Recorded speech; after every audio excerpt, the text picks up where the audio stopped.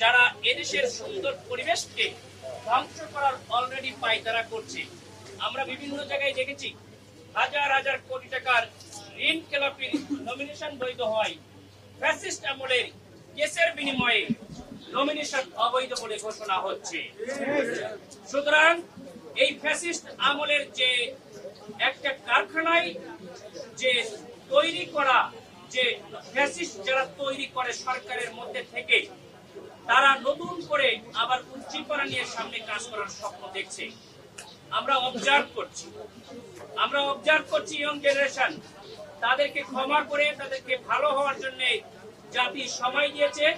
যদি তারা ভালো না হয়, আগামীতে তারা এমন শাস্তির আওতায় আসবে, তাদের দেখে নতুন করে শিক্ষা নেবে। আর আমরা যদি পাস করি, আমি কথা দিচ্ছি এই কারখানা পুরা ভেঙে ফেলবো ইনশাআল্লাহ। আমরা সরকারি ট্যাক্সের টাকার বিনিময়ে, জনগণের টাকার বিনিময়ে নতুন করে সরকারের চেয়ারে বসে কোন ফ্যাসিস্ট হতে দেব না ইনশাআল্লাহ। এই জন্য সকলকে সজাগ থাকতে হবে। যদি লেভেল প্লেইং ফিল্ড